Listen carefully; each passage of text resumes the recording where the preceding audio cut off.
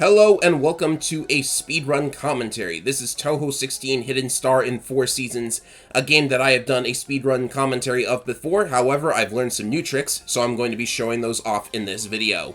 To say that Touhou 16 is the easiest and most exploitable game in the whole series is an understatement, because if a guy like me, who is terrible at Touhou, can consistently beat the game on Lunatic with little difficulty, you got problems with your game balance, let's say.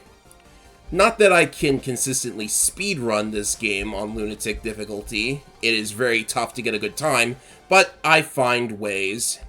I mean, I'm not a world record holder, but I can do it pretty decently. I can do sub 20. So the reason this game is very exploitable is due to a system that was created for this game, the sub-weapons. Each one is based on one of the 4 seasons, and you can choose one in addition to your character, and the summer sub-weapon is the one you want to use for your speedrun. All of the sub-weapons, well, most of them anyways, are completely exploitable in some way, but by combining Reimu Hakure, who is at her strongest in this particular game, along with the summer sub-weapon, you get just the perfect tool for speedrunning. So, we're going to get into that. I'm going to load up my replay, and then I will simply let it roll. I believe this is my PB. I've long forgotten what my actual PB is, but no matter. I will start the timer as soon as we enter the first stage, so here we go. 1, 2, 3, let's go. So what you're going to notice me doing right off the bat is that I'm going to let these enemies shoot at me, and I'm grazing these bullets. That's getting close to them without actually touching them. And in this game, whenever you graze, that creates energy for your sub-weapon. So I'm already at level 1, and I will soon be at level 2. So when you are at level 1 or higher, you can do what I just did right there, which is to release the energy, which creates a small barrier that absorbs bullets. It turns them into point item value, which is that blue number. That's how much the blue point items are going to be worth. And naturally, the bullets get erased, and every time a bullet gets erased, you also get a little of that energy back. So here's the mini-boss already. This is a very good spot to graze all of her bullets. And you might wonder why I don't destroy her immediately. The first reason I don't destroy her immediately is to get energy for my sub-weapon. It's already at the maximum level because of all of that grazing I just did. And this spot in the top right, very safe location for this particular section, as you can see. And now that my sub-weapon is at max level, very easy to just destroy those enemies before they get a chance to fire too often, although I do let them fire somewhat. And you actually get the most point item value if you release your sub-weapon energy when you are at max levels. So if I decide to release and erase some of these bullets, that's going to be worth a lot more point item value. I'm not going to do it, though. So all of the different sub-weapons have different properties when they are released. I'll talk a little bit more about that, but what you need to know is that for Summer in particular, you can actually rapid-fire these releases. The other sub-weapons don't let you get away with spamming it as much, and since the releases do damage, that's going to be very important for the boss coming up. Because in addition to releases, you naturally have your regular bombs, which are special attacks. Those are limited in quantity, excuse me. I guess they are limited in quality as well. So by using a combination of bombs and releases, you can just melt these boss life bars in record time. This would normally take a lot longer. And I only have 3 bombs per life, so I'm actually not going to be able to bomb this attack. I'm instead just going to go above her, which is a very safe location, and just spam releases. It didn't exactly go as planned here, so I'm actually losing a little bit of time. So let me just get the split ready here. I split when the screen fades out after the stage. So yes, I did in fact lose a little bit of time there. Normally I would not lose those 5 seconds, but no problem. So stage 2 doesn't have anything of real interest going on in it. The bullet patterns that the enemies fire, this game just doesn't fire as many bullets as many other Touhou games do, even on Lunatic mode.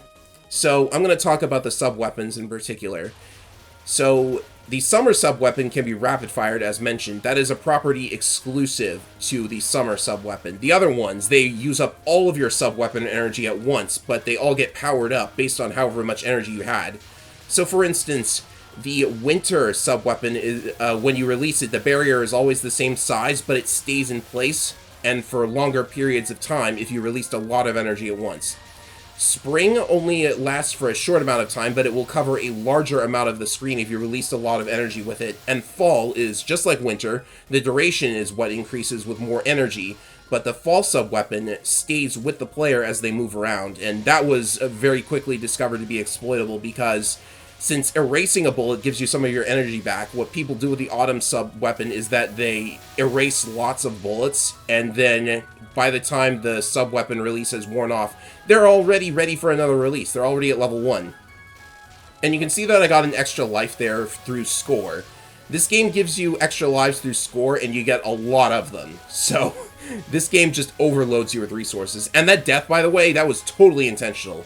Maybe I didn't intend to die at that particular point, but since you get your bombs back whenever you die, I'm actually going to be intentionally losing lives in order to get them back. Here's the second boss. There's no mini-boss in Stage 2, so you do in fact want to blow her up as quickly as possible. So again, release. All of those bullets getting erased, by the way, is contributing to point item value, which means that I'm going to be scoring a lot. So, you know, scoring is actually important if you want to get resources. So I've used up all of my bombs, and for this upcoming pattern, I do not use any bombs on it. I just release. It's actually very easy. Because if you erase these bullets before they can get to you, then all the better. Although I do lose a little bit of time. Sometimes boss movement can cost you a couple of seconds if you get unlucky. And in this particular attack's case, you can see that by releasing at the correct moment, you just chew through an entire section of that health bar before she's even able to start attacking. You can actually destroy that. Oh, my bad. I forgot to split. That's no big deal. This isn't a PB run or anything. So, with that boss's final attack, you can actually chew through a giant chunk of her health so fast that she doesn't get a chance to shoot any bullets if you time your releases properly. And even if you don't, you can still save a lot of time by just, like, eating an entire 3/4 of the health bar. It's really, really awesome. Right, so Stage 3, again, not much going on here. Like, all of the patterns are just really easy to avoid. I'm mostly trying to optimize however many points I get. It's very common for me to get the extra life that you get for having 500 million points.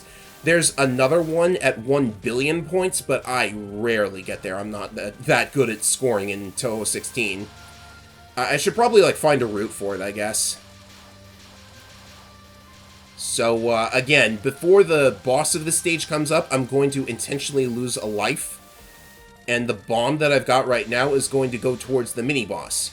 Now, the reason destroying mini-bosses in Touhou doesn't matter as far as speedrunning goes is because the stages are always rigged to last the same amount of time no matter how quickly you get rid of the boss, or the mini-boss, rather. That's because the stage is trying to keep in tune with the very, very excellent soundtrack. But for this mini-boss in particular, destroying mini-bosses quickly is still good for scoring purposes because the game is going to spawn more enemies than it normally would. These enemies would not be here if I took a long time on the mini-boss. So, more point items, more points, more potential grays, more, bullets erased by the sub-weapon release, you know, whatever you want. And at that particular mini-boss, by the way, is important to note because if you use a bomb or die to her second pattern, then she will not give you the 1-up. She will instead just give you a free bomb, which I kind of want that 1-up, so I wanted to get through the first pattern as quickly as possible because the second one was very important. And again, I've lost a life intentionally in order to have a bomb for this. This fight, I really need to optimize it more because if I were to, say, do this pattern right here, this is very easy to do just releasing. You can still kill it very quickly. And, yeah, if I were able to do that with just the releases... Well, I didn't use a bomb there, did I? I guess not. If I could do one more pattern in this fight without using a release, then I wouldn't have to intentionally lose a life during the fight. Because what happens is... See, I've got no bomb now, so I have to take a hit, and that costs me time, because the only way to make the game go faster is within the boss battles, right? So you want to be constantly laying down that barrage of fire. Anyways, this pattern is ridiculously easy, just like with the Stage 2 boss, the final pattern is. What was Zune doing with this? I don't understand why this game is this way. Oh, a gold? That doesn't seem like it. Oh, it's because I split later last time, so I have to make this run not count. Anyways, you can see that this section, like, in the previous version of the submission video, I used a weird technique where you go to the top left of the screen and then swing around, but it turns out that the first barrage of fairies can actually be shot down by the homing shot. and makes it ridiculously easy. And then you just have to release a bunch through the second wave. And then this wave is very easy. Just remember to switch your direction when the barrage has a gap ready for you. And if there is no gap, then create one by releasing. So, and up next we have a very basic section here. Like, I'm sure there's something else I could talk about. In this game, you know, if I were using one of the other characters, this would probably be harder because then I would have to actually aim at the enemies in order to destroy them. The main reason you'd select the other characters is because their bombs are different, but Reimu's bomb is just so very good because you can chain the release into the bomb into another release. And this is actually the shortest duration bomb, so, you know, that's important for doing a lot of damage quickly because you have the next one ready as soon as the first one is over. Again, destroying the mini-boss quickly. This one drops a free bomb. I don't really need to, like, get extra points off of these guys. These are actually very annoying, what do you call them, filler enemies to deal with, but I don't want to deal with the mini-boss because that mini-boss in particular is seriously annoying. Like, if I weren't using all of these bombs and releases, by the way, then the game would actually probably be super annoying. But still, those first 3 stages are ridiculously easy. So, this section also, if you get through it without using a bomb, then you get a free bomb. But, I've never gotten through it with a free bomb before. Or I've never gotten through it without a bomb, excuse me. So the final section here, to survive this, you want to start on the left, because that first wave of fairies moves right, so it kind of guides you to the right, if that makes sense. Release when necessary. I'm not sure if I get through all of this without taking a hit. Oh, I did use a bomb. Which is probably okay, because this boss... Maybe I should be taking a hit, but I generally expect to take a hit on the boss anyways.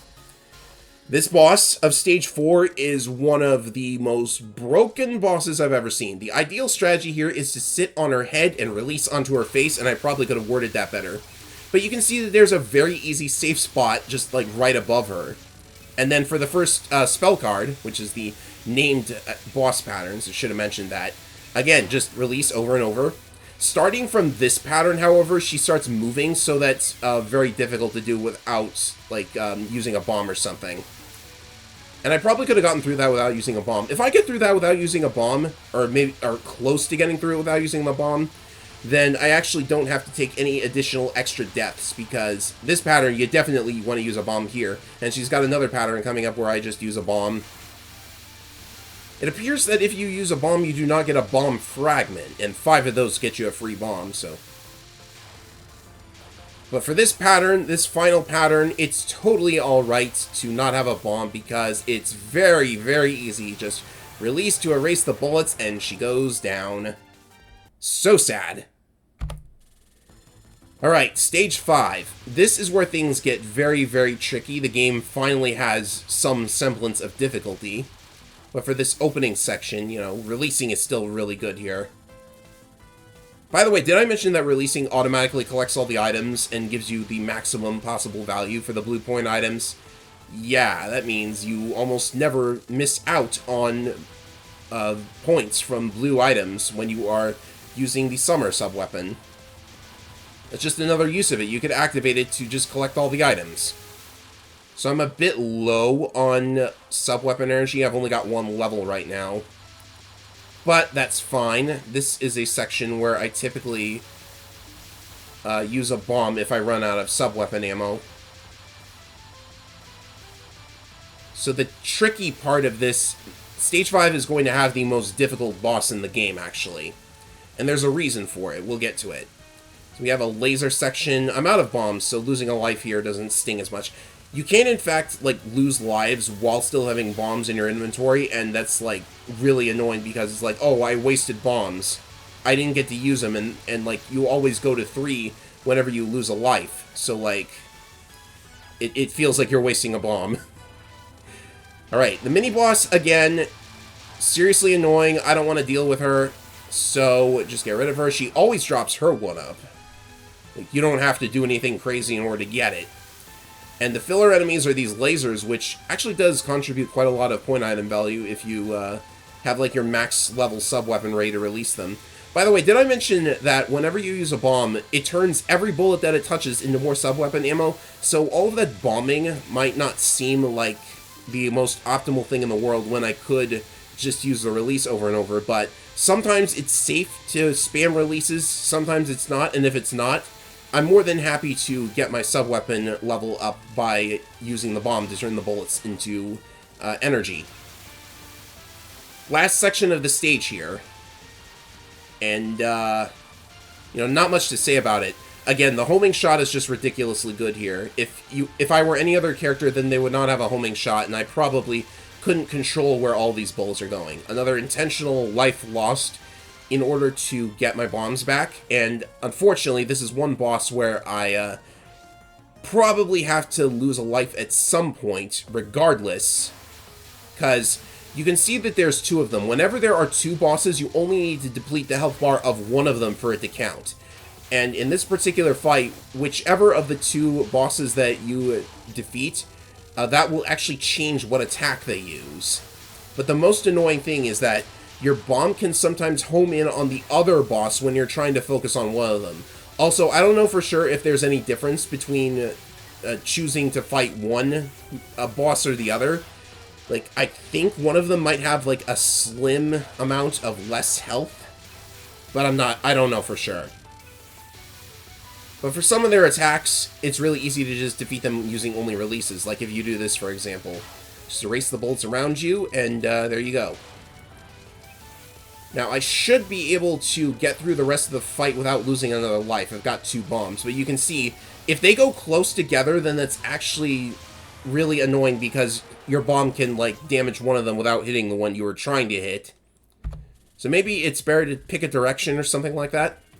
Anyway, Stage 6 is here. Stage 6 is... this is the final stage, and as you can see, nothing fires at you. Okay, seriously, there are enemies that fire at you, but with this sub-weapon, it's really easy to just destroy the enemies before they even have a chance to fire. Those first two waves, you don't want to be on top of them when you release, because they actually spawn bullets the instant they appear, but these ones don't. So if they spawn bullets the instant they appear, then that's going to register as damage taken by the game. But if they don't fire the instant they appear, then they'll be destroyed the instant they run into the release. And as for these fairies, just, you know, you repeat the same thing 5 times.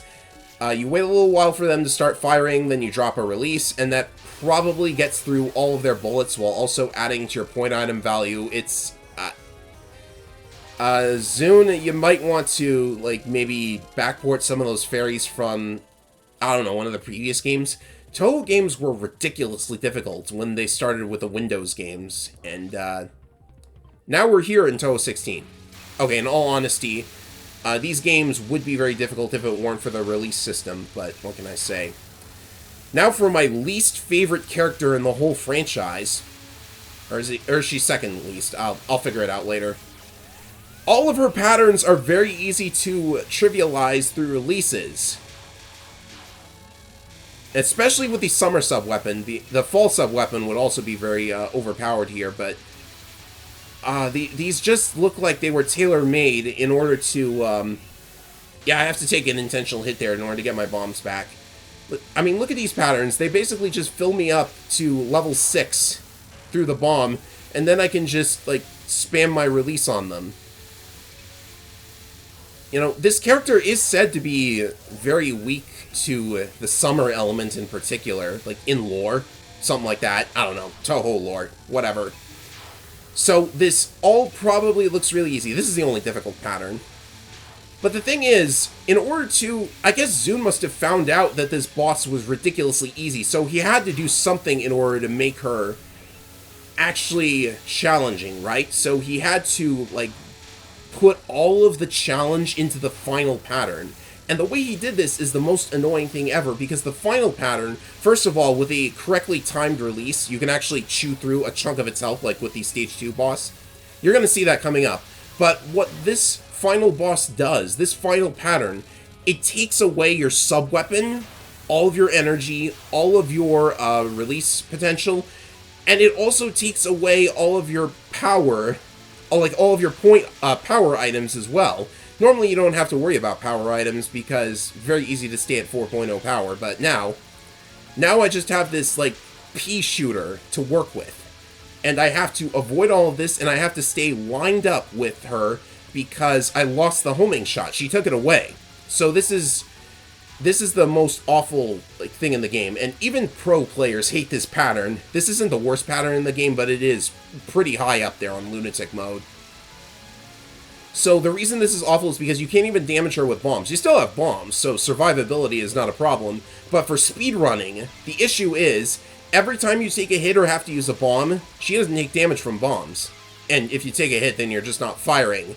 So, like, I have to get really, really good at this pattern in order to actually be able to, like, speedrun it properly. I bet if I were, like, any good at that pattern, then it would be a simple task to get sub 19, but clearing the game, however, that's very consistent. You can see that I had, like, 2 lives left, so it's whatever. Well, that's one game out of the way, but as you all know if you've played Touhou before, in addition to the main game, if you manage to clear the main game with only 1 credit, i.e. without continuing, there's also the extra stage to think about. And the extra stage is very interesting for this game in particular. So, I'm going to check out a replay for that as well. The extra stage, I think, would make for a very good bonus incentive in a speedrun marathon, so I'm going to check that out in the same video as well. So what's the extra stage like? Well, first I should show that in the extra stage, things are a little bit different because you can choose whatever character you cleared the game with, but there is also a 5th sub-weapon exclusive to the extra stage that you must use in that stage, and that's because the extra stage is tailored for the sub-weapon. It's based around firing at things behind you rather than in front of you. And that happens to combo off really well with Reimu, because if you position yourself against the boss in a certain way, you can actually pile on a lot of damage, because the homing shot is going to hit the boss, your main shot is going to hit the boss if you place it exactly right, and then your sub-weapon is also hitting the boss. So, positional techniques are going to be very important here. And 1, 2, 3, let's go. Alright. So I've never really liked this extra stage. I think it's really, really easy. I mean, in the main game, I mentioned that I cleared very consistently. Sometimes I get a game over in the main game because I take too many hits accidentally. In this stage, I almost never fail it because it gives you a lot of lives, and there are ways of trivializing patterns, and that's what we're going to see. So I've mentioned, you can see now that I'm leveling up my sub-weapon and it's shooting behind me.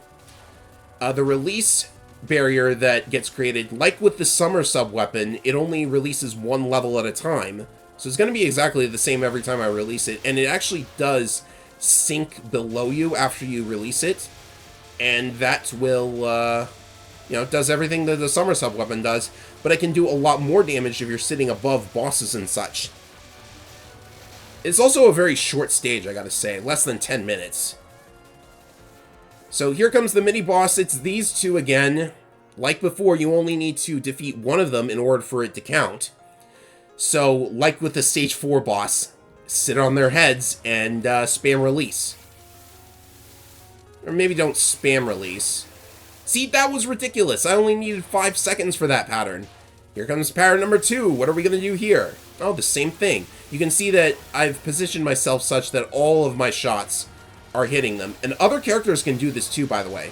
I bomb on this pattern because there's no way I can, like, actually defeat it without bombing. So other characters can do this technique as well, but it's less than effective because they don't have the homing shot. It still works, though. Still feels faster to me. Anyways, here's a section where you just sit still. Even if you're not Reimu, this section is ridiculously easy. I think Zune wants you to, like, level up your sub-weapon here, I guess? I don't know. Oh, I forgot to split again. My bad. You know what? Forget the splits. It's not important. Right, so now we have the enemies coming up behind you, which would normally be really annoying. I guess it still is annoying because I still used a bomb there, but no biggie. And then a bunch of enemies firing lasers, which, again, every time you erase a bullet or laser with your sub-weapon release, that adds to point item value. I do need to increase it a little bit here. But seriously, look at this. I'm at 6 lives. There's no way I'm losing this. And then we have, I think, like, just a couple more waves here. There's, like, 2 more waves of these. I try to be at, like, taking a hit. You know what? Taking a hit there is totally alright, because, again, I have bombs now. If I didn't take that hit intentionally, then I probably would have wanted to anyways in the end. Alright, so guess who the extra boss is? Oh, look, it's the final boss from the main game, except she got out of the wheelchair. Wow, how original. I do not like this character, I'm so sorry. So, here's the first spell card. Oh, since this is an extra boss, by the way, the rules of extra stage bosses is that they don't take bomb damage, or any kind of damage, really, if you bomb during their spell cards, and since this is a spell card, one that I narrowly escaped dying to, you can bomb during these patterns, which are just generic, but during a pattern like this, you have to rely on your main weapon and your sub-weapon. And her movement can actually be annoying. I would position myself in the place that would be optimal for doing the most damage to her, but there's a danger of her just moving upwards and crashing into me during that particular pattern. For a pattern like this, she's going to stay still, but I also have to pay attention because when I finish off the pattern, she'll go upwards immediately, and then she'll crash into me that way. So just have to listen. The bullets actually do make a different sound when they start getting her down to low health, so I know when I need to move up. There's a possibility that I'm not doing optimal amounts of damage, but so far this has been alright. And here's a pattern that was tailor-made for your sub-weapon, so I hope you got it to a very high level. And this is pretty simple, not much to say here. Except that you can, in fact, get killed at the last second like that. But it's not really a big deal. I didn't lose much time for that, but I did lose pride, so maybe that was pretty damaging. Okay, this pattern. It is possible to stay above her during the entirety of this pattern, but that's really difficult because you have to avoid a lot of bullets. If you take a hit, you can actually just get inside of her and all of your shots will be damaging her, but you need to be out of there by the time your invincibility frames run out. So that was kind of an unintentional death. Maybe it would have, maybe it's optimal to do that. I don't know. So here we have another pattern, which, okay, so releasing during a spell card. Releasing during a spell card will also make her invincible until the release wears off, and that was also annoying. Maybe I should be, like, trying to, actually, use invincibility frames to damage her like that. It's possible. Like, again, I am not super optimal with this game.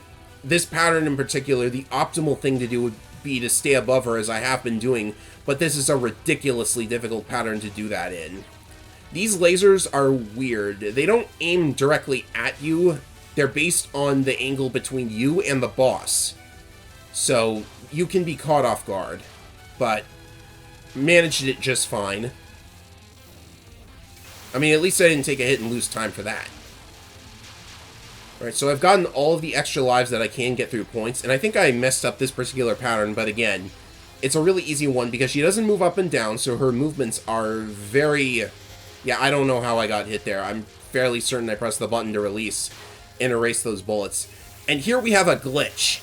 So, this particular pattern is supposed to be a survival card, which means you have to outlast it. You can't damage the boss, but I seem to be damaging the boss just fine, right?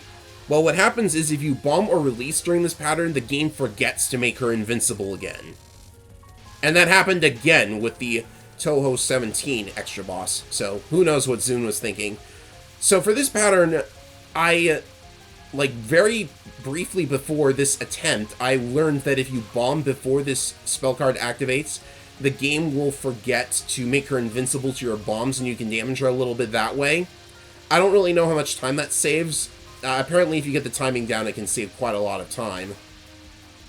But yeah, just make the most optimal movements throughout this pattern and don't get hit like that. That was embarrassing. I'm always focusing on her instead of the bullets because I need to pay attention to where she's going. And again, every time you bomb or release, you're losing time. But I don't think I've ever really done this pattern without having to use a bomb or a release. I've died plenty of times, though. But that's going to be it for the extra stage. A good thing she exploded before that bomb went off, otherwise I would have been losing time. So yeah, about sub 8 minutes. Sub 8 minutes is not bad at all. So, that is Touhou 16 speedruns of both the main game on Lunatic and the extra stage. So, here's to showing up at a marathon one day. I'm Efren225, and I'll see you all later.